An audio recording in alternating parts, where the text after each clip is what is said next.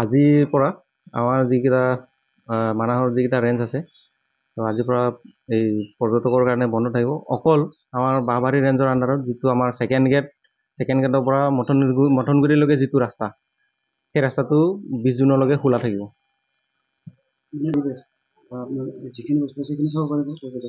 হয় নিশ্চয় এতিয়াও আমাৰ যিখিনি ছেকেণ্ড গেটৰ পৰা যিখিনি আমাৰ মথনগুৰিৰ যি ধুনীয়া দৃশ্য তাৰ লগতে মথনগুৰিলৈ যাওঁতে যি ধুনীয়া মানে গ্ৰাছলেণ্ড আছে ঘাঁহনি আছে আমাৰ যি লেণ্ডস্কেপ আছে সেইখিনি নিশ্চয়কৈ আমাৰ যদি পৰ্যটক আহে তেওঁলোকে নিশ্চয়কৈ উপভোগ কৰিব পাৰিব।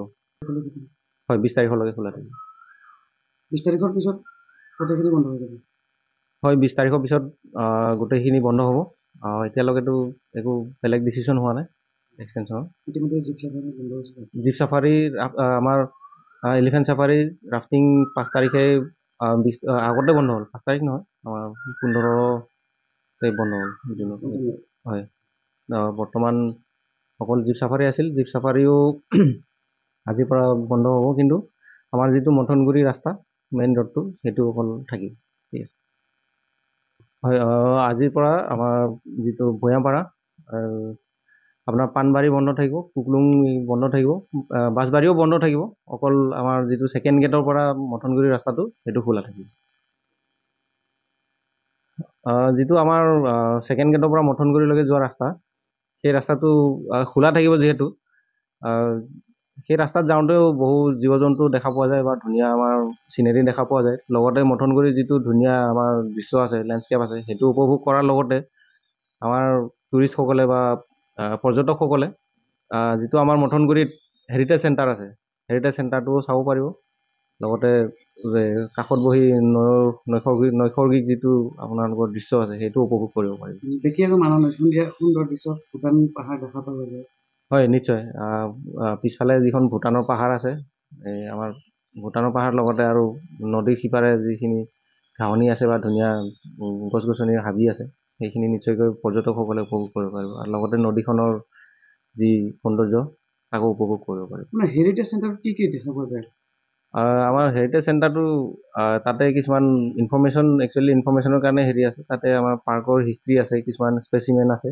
তো নিশ্চয়কৈ আমাৰ মানুহ আহিলে নিশ্চয় সেইখিনি চাই মই বহুত বস্তু বা জ্ঞান অলপ ল'ব পাৰিব বুলি মানুহৰ প্ৰতি বা মানুহৰ জীৱ জন্তুৰ প্ৰতি নিশ্চয়কৈ জ্ঞান বাঢ়িব যদি মানুহে বা আমাৰ পৰ্যটকে আহি সেইবোৰ চায়।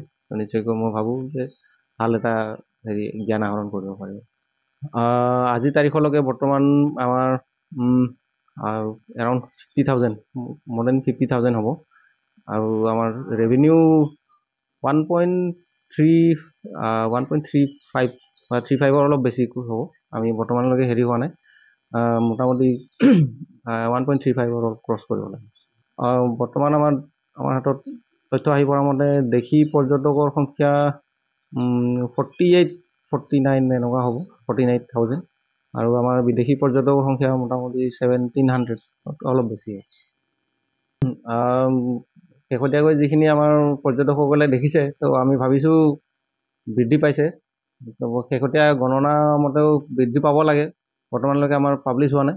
যিটো আমাৰ এষ্টিমেশ্যন হৈ গ'ল এলিফেণ্টৰ বা হাতীৰ গণনা সেইটো আমি অলৰেডি ৰিপৰ্ট পঠাইছোঁ। সেইটো কম্পাইলেশ্যন হৈ সেইটো পাব্লিছ হ'ব। আৰু খুব সোনকালে যিটো ৱৰ্ল্ড টাইগাৰ ডে তাতে আমাৰ টাইগাৰ পপুলেশ্যনৰ কিজানি হেৰিটো পাব্লিছ হ'ব সংখ্যাটো। আমি যিখিনি ডাটা আমি কালেক্ট কৰিলোঁ কেমেৰা এষ্টিমেশ্যন কৰি তো সেইখিনি ডাটা আমি পঠাই দিছোঁ WIR। তো তেখেতলোকে যিখিনি এনালাইচিছ কৰি যিখিনি পায় সেইখিনি আমি খুব সোনকালে পাম বুলি আশা ৰাখিছোঁ। বাঘ আমাৰ যিটো লাষ্ট ইয়াৰৰ এষ্টিমেশ্যন আছিলে সেইটো আছিলে আমাৰ 57 ± 3 মানে 57টা এডাল্ট পোৱা আছিলে আৰু 3টা কাপ মানে পোৱালি আছিল।